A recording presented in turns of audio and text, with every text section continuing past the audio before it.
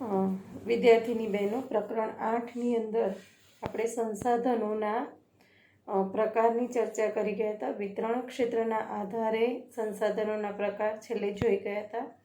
હવે જે સંસાધનો છે એનું આયોજન અને સંરક્ષણ એ શા માટે જરૂરી છે? તો સંસાધન એ કુદરતી સંપત્તિ છે અને કુદરતી સંપત્તિ અવિરતપણે મળ્યા કરશે એવું ચોક્કસ કહી શકાય નહીં. અને એનું વિતરણ એ દરેક જગ્યાએ અલગ અલગ સ્વરૂપે છે. એટલે સંસાધનોનું આપણે આયોજન અને સંરક્ષણ કરવું જરૂરી છે. માનવીની જરૂરિયાતો અર્થશાસ્ત્રમાં જોઈ ગયા છે કે માનવીની જરૂરિયાતો અમર્યાદિત છે, જ્યારે કુદરતી સંસાધનો એ મર્યાદિત છે.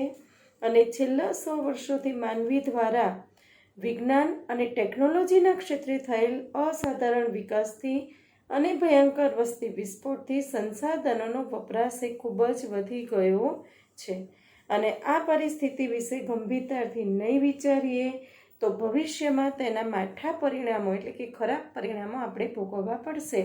આપણી પાસે કોલસો નહીં રહે તો આપણી આવનારી પેઢી માટે એ એક સમસ્યા ઊભી થશે. એટલે ભવિષ્યની પેઢી માટે સંસાધનોનું સંરક્ષણ કરવું એ આપણા સૌની ફરજ બને છે. સંસાધનોનું સંરક્ષણ કરવું એટલે સંસાધનોનો વિવેકપૂર્ણ ઉપયોગ કરવો. આપણી જે જરૂરિયાત છે એ જરૂરિયાતનો કરકસરપૂર્વક ઉપયોગ કરવો. સંરક્ષણ શબ્દનો સીધો સંબંધ એ અછત સાથે જોડાયેલો છે. અછત એટલે આપણી જરૂરિયાતના પ્રમાણમાં એ વસ્તુનો પ્રમાણ ઓછું હોવાની સ્થિતિ. અને વર્તમાનની અંદર જે રીતે એનું દોહન એટલે એનો વપરાશ બળતણ થઈ રહ્યું છે તે પ્રકારે સંસાધનોનું આડેધડ દોહન અને અવિવેકભર્યો વપરાશ જો ચાલુ રહેશે તો વિકાસ અને વર્તમાન જીવ સ્તર જાળવી રાખવું એ લગભગ સ્વપ્નવત થઈ જશે. અને તે માટે તેનો વિવેકપૂર્ણ ઉપયોગ, તેનું સંરક્ષણ અને તેનો પુનઃ ઉપયોગ જેવી બાબતો તેમાં સમાવિષ્ટ છે. એટલે સંસાધનોનો વિવેકપૂર્ણ ઉપયોગ કરવો જોઈએ. જ્યારે કોઈ વૃક્ષ કે જીવના અસ્તિત્વ પર સંકટ હોય ત્યારે ગોઠવેલ વ્યવસ્થાપનથી તેને સંરક્ષણ કહી શકાય. ધારો કે કોઈ વસ્તુ ખૂટી જવાની હોય તો એનો ઉપયોગ આપણે મર્યાદિત કરીએ છીએ અથવા તો એના અન્ય વિકલ્પો શોધી કાઢીએ છીએ. સંસાધનોના આયોજન અને સંરક્ષણ માટે કેટલીક જરૂરી બાબતો એની આપણે વિગતવાર સમજીએ કે સૌથી પહેલાં કોઈ એક દેશ કે પ્રદેશમાં ને એક એકમ ગણી તેમાં ઉપયોગમાં લેવાયેલા હજુ ગણ વપરાયેલા કે સંબંધિત સંસાધનોની ઉપલબ્ધિ અને વિશેષતાઓ બાબતે જાણકારી મેળવવી. આપણે સંસાધનોના આયોજન માટે શું કરવું જોઈએ? તો સૌથી પહેલાં કોઈ એક પ્રદેશ લઈએ કે ભાઈ ભારત છે ને ભારતનો કોઈ એક પ્રદેશ છે. હવે એ પ્રદેશમાંથી જે સંસાધન આપણને પ્રાપ્ત થાય છે તો એને આપણે દર વર્ષે કેટલું એમાંથી પેટાળમાંથી મેળવતા રહ્યા છીએ અને એની સામે એનો મર્યાદિત એનો જથ્થો પેટાળમાં કેટલો રહેલો છે અને અન્ય એના ઉપલબ્ધિ ક્યાંથી મળે તેમ છે. આ બાબતે આપણે જાણકારી મેળવવી જોઈએ. જે સંસાધનોનું પ્રમાણ મર્યાદિત કે અનવીનીકરણીય એટલે આપણને ટૂંકા ગાળાની અંદર એ ફરી મળી શકે તેમ નથી. આપણે ખનિજ તેલ મેળવીએ છીએ, ખનિજ તેલમાંથી પેટ્રોલ મેળવીએ છીએ, આપણા વ્હીકલની અંદર એને વાપરીએ છીએ તો એ પેટ્રોલ એકવાર બળ્યા પછી એને ફરી આપણે મેળવી શકતા નથી. હા, તમારી પાસે લોખંડ તમે વાપરો છો તો લોખંડનો ભંગાર થશે તો એ ભંગારને આપણે ફરી ગાળીને ફરી ઉપયોગમાં લઈ શકીશું. તમારા ઘરની અંદર રહેલું સોનાનું ઘરેણું તૂટી જાય છે તો એ સોનાના તૂટેલા ઘરેણાને આપણે ફરી ગાળીને આપણે એને ફરી બીજું ઘરેણું બનાવી શકીએ છીએ. પણ કેટલીક ખનિજો એવી છે કે જેને એકવાર વપરાશ કર્યા પછી એને ફરી મેળવી શકતા નથી. કોલસો છે તો કોલસો બળે પછી રાખ જ પ્રાપ્ત થાય, એમાંથી અન્ય કોઈ વસ્તુ મળે નહીં. તો એને આપણે શું કહીએ છીએ? અનવીનીકરણીય. તો એનો વપરાશ આપણે મર્યાદિત પ્રમાણમાં કરવો જોઈએ. જે સંસાધનોની માત્રા વધારી શકાય છે કે જંગલો છે તો જંગલોની માત્રા આપણે વધારી શકીએ છીએ તો એના વિકાસ માટે પ્રયત્નો કરવા જોઈએ. જંગલોમાંના વૃક્ષો કપાય તો સામે એટલા વૃક્ષો ઊભા થાય એવા પ્રયત્નો કરવા જોઈએ. જે સંસાધનો વર્તમાનની અંદર સોંઘા એટલે સરળતાથી ઉપલબ્ધ છે તેને વેડફવાને બદલે ભાવિ જરૂરિયાત માટે કરકસર કરી સાચવવા જોઈએ, અથવા એના અન્ય વિકલ્પો શોધી કાઢો. જે કે લોખંડમાંથી આપણે સ્ટેનલેસ સ્ટીલ મેળવી, આપણે સ્ટેનલેસ સ્ટીલ એના વાસણો બનાવીએ છીએ, તો એની જગ્યાએ આપણે વપરાશમાં પ્લાસ્ટિક એના ટીન અથવા તો પ્લાસ્ટિકના ડબ્બા એને ઉપયોગમાં લઈએ છીએ. એરટાઇટ કન્ટેનર એ પ્લાસ્ટિકના આવતા હોય છે. જે મર્યાદિત માત્રામાં ઉપલબ્ધ છે તેવા સંસાધનો પણ જાળવી રાખવા જોઈએ. ટેકનોલોજીનો વિકાસ અને તેના વૈકલ્પિક સ્ત્રોતની શોધ એ લાંબે ગાળે વધારે ફાયદાકારક છે. સંસાધનોના સંરક્ષણ માટે તંત્ર દ્વારા જરૂરી કાયદા કે નિયમો બનાવી તેનું અમલીકરણ કરાવવું જોઈએ. પેટાળમાંથી ખનિજો મેળવે તો એ ખોદાજ કરવી એ જવાબદારી સરકારે પોતાને હસ્તક રાખી છે, કોઈ ખાનગી એકમોને સોંપી નથી. પણ એનો વપરાશ આપણે પેટાળમાં રહેલો જથ્થો એના આધારે એને વપરાશમાં લેવું જોઈએ. નાગરિકોને સંસાધનોના વિવેકપૂર્ણ ઉપયોગ સાથે જોડાયેલી તમામ બાબત અંગે વાકેફ કરી જનજાગૃતિ કેળવવી જોઈએ. હવે છે જમીન નિર્માણ. આપણે ભૂગોળની અંદર તમે 9મા ધોરણની અંદર શીખી જ ગયા છો કે જમીન નિર્માણ કઈ રીતે થાય છે.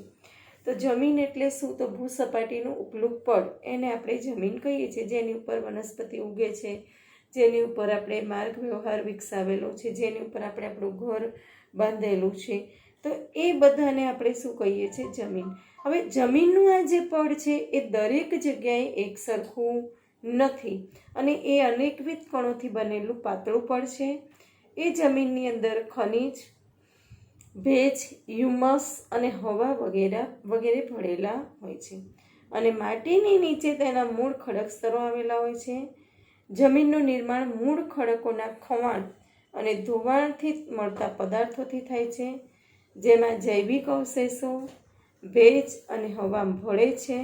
અને અન્ય રીતે કહીએ તો જમીન ખનિજ અને જૈવિક તત્વોનું કુદરતી મિશ્રણ છે અને તેમાં વનસ્પતિના વૃદ્ધિ અને વિકાસ કરવાની ક્ષમતા છે. જમીનની ગુણવત્તા એ દરેક જગ્યાએ એકસરખી હોતી નથી. આપણે આગળ જોઈશું કે જમીન એ અલગ અલગ પ્રકારની આપણને જોવા મળે છે અને એ જમીનની અંદર રહેલી ગુણવત્તાને આધારે આપણે ખેતીના વિવિધ પાકો જમીન ઉપર લઈએ છીએ. જમીન તો પૃથ્વીના પોપડાની સૌથી ઉપરની સપાટી કે પડ એને આપણે જમીન તરીકે ઓળખીએ છીએ. તેમાં વનસ્પતિના વૃદ્ધિ અને વિકાસ માટે જરૂરી તેવા ખનિજ દ્રવ્યો અને જૈવિક દ્રવ્યો આવેલા હોય છે. તેનું પ્રમાણ એ બધી જ જમીનોની અંદર એક સરખું હોતું નથી. જમીન એટલે સેન્દ્રિય પદાર્થયુક્ત ઝીણા કણોવાળી પોચો ખડક પદાર્થ, ભૂપૃષ્ઠ પરના માતૃખડક અને વનસ્પતિ દ્રવ્યોના મિશ્રણથી બનતા અસંગઠિત પદાર્થોનું પડ કે સપાટી. મૂળ ખડકોને ઘસારણ અને ધોવાણના પરિબળો તોડી તેનો બારીક ભૂકો બનાવે અને આ ભૂકા કે ચૂર્ણમાં વનસ્પતિ અને જીવજંતુઓના વિઘટન કે સડવાથી બનેલ સેન્દ્રિય તત્વો તેમાં ઉમેરાય છે અને આ સેન્દ્રિય તત્વો વનસ્પતિના વિકાસમાં મહત્વની ભૂમિકા ભજવે છે. અહીંયા તમને એક ઉદાહરણ આપું કે ભાઈ નાળિયેરીના વૃક્ષો. તો નાળિયેરીના વૃક્ષો એ કાંપની જમીનની અંદર થઈ શકતા નથી અને કદાચ વૃક્ષ થાય તો એની ઉપર ફળ બેસતું નથી. એને કેવી જમીન જોઈએ છે? તો ક્ષારવાળી જમીન. એટલે અહીંયા દરેક વનસ્પતિ માટે જમીનમાં રહેલા તત્વો એ અલગ અલગ હોવા જરૂરી હોય છે. તો અહીંયા આપણે જમીન જે છે એ જમીનની ઉત્પાદન પ્રક્રિયામાં આવા વિવિધ તત્વો આપણને જોવા મળે છે અને એના આધારે જમીનના વિવિધ પ્રકારો જોવા મળે છે. જમીન નિર્માણના સમયગાળામાં ના સંદર્ભે જે આબોહવા જે તે પ્રદેશની જે આબોહવા હોય એની અસર એ જમીનના પ્રકાર ઉપર જોવા મળે છે અને એ આબોહવાની અસર એટલી મહત્વપૂર્ણ અને વ્યાપક હોય છે કે તે આબોહવાવાળા પ્રદેશમાં વિભિન્ન પ્રકારના ખડકોમાંથી બનતી જમીન એ લાંબા સમયગાળે એક જ પ્રકારની હોય છે. એક જ પ્રકારના માતૃ ખડકોમાંથી ભિન્ન ભિન્ન આબોહવાથી બનનાર જમીન એ અલગ અલગ પ્રકારની હોય છે. જમીનના પ્રકાર, તેના રંગ, આબોહવા, માતૃ ખડકો, કોણ રચના અને ફળદ્રુપતા જેવી બાબતોને ધ્યાનમાં રાખી આપણે જમીનના પ્રકાર પાડેલા છે. ફરી સમજી લેજો જમીનના પ્રકાર કયા તત્વોને આધારે પડેલા છે. તો રંગ, આબોહવા, માતૃ ખડકો, કોણ રચના અને ફળદ્રુપતા જેવી બાબતોના આધારે પાડેલા છે. અહીંયા જમીનના પ્રકાર આપેલા છે. ભારતીય કૃષિ સંશોધન પરિષદ દ્વારા જમીનને 8 પ્રકારોની અંદર વહેંચવામાં આવી છે. તે પૈકી પર્વતીય જમીન અને જંગલ પ્રકારની જમીન એ પર્વતીય ક્ષેત્રોમાં જુદી જુદી ઊંચાઈએ જોવા મળે છે. હવે કયા 8 પ્રકાર છે? તો કાંપની જમીન, રાતી અથવા લાલ જમીન, કાળી જમીન, લેટેરાઇટ જમીન, રણ પ્રકારની જમીન, પર્વતીય જમીન, જંગલ પ્રકારની જમીન અને દલદલ કે પીટ પ્રકારની જમીન. આ જમીનના પ્રકારો આપણને જોવા મળે છે. હવે અહીંયા ભારતની અંદર આટલી જમીનના પ્રકારો છે. હવે જે ટોપિક જોવાનો છે કે તો ભારતના કયા કયા ભાગની અંદર કાંપની જમીન છે, કાંપની જમીનની અંદર શું વિશેષતા જોવા મળે છે, કાંપની જમીનની અંદર કેવા પ્રકારના પાકો થાય છે. તો પહેલો પ્રકાર કયો છે? કાંપની જમીન. આ પ્રકારની જમીન એ ભારતની કુલ ક્ષેત્રફળના લગભગ 43% ક્ષેત્રફળની અંદર કાંપની જમીન ફેલાયેલી છે. પૂર્વમાં બ્રહ્મપુત્ર ખીણથી શરૂ કરી પશ્ચિમમાં સતલુજ નદી સુધી ઉત્તર ભારતનું મેદાન, દક્ષિણ ભારતની અંદર નર્મદા, તાપી, મહાનદી, ગોદાવરી, કૃષ્ણા અને કાવેરીના ખીણ પ્રદેશમાં અને તે પૈકી મહાનદી, ગોદાવરી, કૃષ્ણા અને કાવેરીના મુખ ત્રિકોણ પ્રદેશોમાં આ પ્રકારની જમીન આવેલી છે. કાંપની જમીનનું નિર્માણ નદીઓ દ્વારા નિક્ષેપિત કાંપને આભારી છે અને આ જમીનની અંદર પોટાશ, ફોસ્ફરિક એસિડ અને ચૂનાનું પ્રમાણ વધારે જોવા મળે છે, જ્યારે નાઇટ્રોજન અને હ્યુમસની માત્રા એ પ્રમાણમાં ઓછી હોય છે. આ જમીનની અંદર કઠોળ વર્ગના પાક લેવાય છે. તેમાં નાઇટ્રોજનથી સ્થિરતાનું પ્રમાણ વધારી શકાય છે. આ પ્રકારની જમીનમાં ઘઉં, ચોખા, શેરડી, શણ, કપાસ, મકાઈ, તેલીબિયા વગેરે પાકો લેવાય છે. બીજો પ્રકાર છે રાતી અથવા લાલ જમીન. આટલે સુધી લઉં છું. છેલ્લો રાતી અથવા લાલ જમીન સમજાવી દઉં છું. રાતી અથવા લાલ જમીન એ ભારતના કુલ ક્ષેત્રફળના કેટલા ટકા છે? તો 19%. ક્યાં જોવા મળે છે? તો દક્ષિણના દ્વીપકલ્પમાં તમિલનાડુથી માંડી ઉત્તરમાં બુંદેલખંડ સુધી અને પૂર્વની અંદર રાજમહેલની ટેકરીઓથી પશ્ચિમમાં કચ્છ સુધી તે વિસ્તરેલી છે. રાજસ્થાનની અંદર ઉદયપુર, ચિત્તોડગઢ, ડુંગરપુર, બાંસવાડા અને ભીલવાડા જિલ્લામાં આ પ્રકારની જમીન જોવા મળે છે. આ જમીનમાં ફેરિક ઓક્સાઇડની હાજરીને કારણે તેનો રંગ લાલ બને છે તથા તે નીચે જતા પીળા રંગમાં ફેરવાય છે. આ જમીનોની અંદર ચૂનો, કાંકરા અને કાર્બોનેટ મળી આવતા નથી અને મોટે ભાગે આ જમીનમાં મેગ્નેશિયમ, ફોસ્ફેટ, નાઇટ્રોજન અને પોટાશની ઉણપ જોવા મળે છે. આનો આખો કોઠો તમને ફરી સમજાવીશ કે કઈ વસ્તુ આમાં યાદ રાખવાની છે.